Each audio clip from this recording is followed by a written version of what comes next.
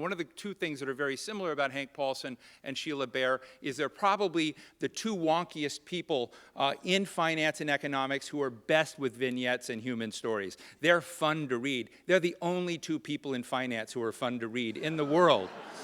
And I happen to believe everybody has their theories about income disparity and what's happened, but if you take a look, to go back to the crisis, at the 10 years before the crisis, the bubble years, the average income in the United States of America, the median income was flat. And so what had happened was the average American had doubled their borrowing much more than they could afford to try to live at a level which they really couldn't afford. And the bubble covered up sort of the structural issues. And I think the structural issues are largely, if you look at income disparity, I think the biggest reason, people can debate this, is what's happening with technology. And so much, almost everything that can be routinized is now. And in profession after profession after profession, the middle is getting carved out. It's sort of winner take all at the top. I agree with Hank that I think we're stuck in the rut of old policies that just don't work anymore. I think, and I would, I think monetary policy is misguided in the sense that it tries to default to the old paradigm that's not sustainable of getting people to borrow to stimulate growth by making credit cheap. But even if you make it cheap to borrow, if they don't have real wage growth to sustain that, eventually you're going to get yourself into trouble again. I think the tax code contributes to income inequality. We tax labor income and investment income at very different tax rates, and people of goodwill can disagree with that. But the impact is that, the manager of a hedge fund probably has a lower tax rate than the manager of a shoe store. And one of the things I learned, and I saw it from a different side as Treasury Secretary, that I realized why business doesn't get a better system is because if you talk at 100,000 feet, they all agree. But when you get to change it, they're all lobbying for their special preference.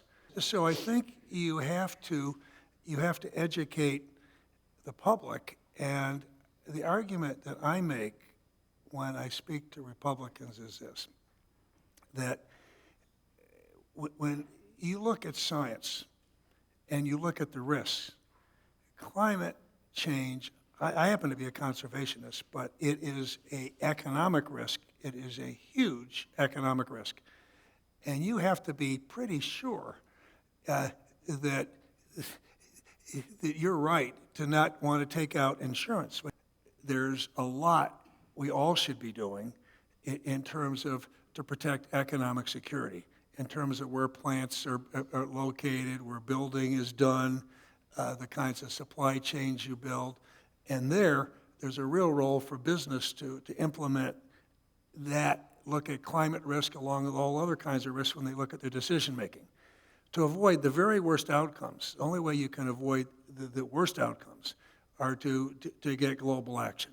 But if I had 2 minutes with the Pope, I would applaud him for the climate change, but I would also ask him what role he thinks population is going to play in all of this, and when we go from 6 billion to 9 billion people on this planet, what that might do to the environment and climate change. I do think both parties have a message for African American families in particular who have done, all the data show that they have suffered the most.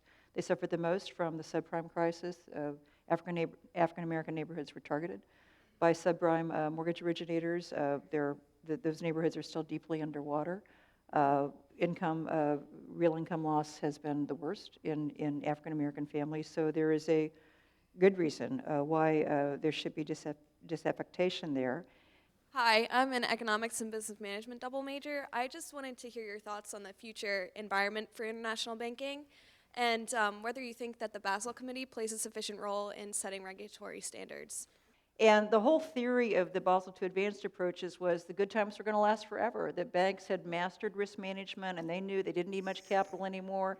And I'll never forget Bob Steele said, well, either that's true or the big one is coming. And he was right, the big one was coming. So Washington College already has done a good job of trying to hold the line in cost and hold back tuition increases. We will continue that. And the other thing we need to do is put a razor-like focus on philanthropy for scholarship funding. So when students come here, if they can't meet the tuition cost, that they can get scholarship funding as opposed to having to go out to borrow. And so that is a big thrust of mine already. We're redirecting our Washington Fund, our annual giving fund, towards scholarship funding. We're going to be launching a couple of campaigns. One called George's Brigade for students of need, and another broader one called Dam the Debt, DAM, little double entendre, but to try to erect a dam against I this. saw what you did there. Yeah, okay. But you know, this is not, so students of need obviously are a key concern, but you know, tuition costs have gotten so high, and this is true across the country, that middle class, even upper middle class families are struggling.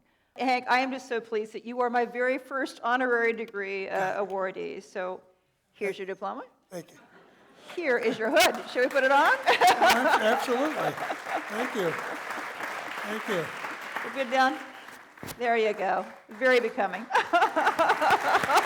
Thank you. Thank you. You're welcome. Oh, thanks for coming. Thank you, Larry. Okay.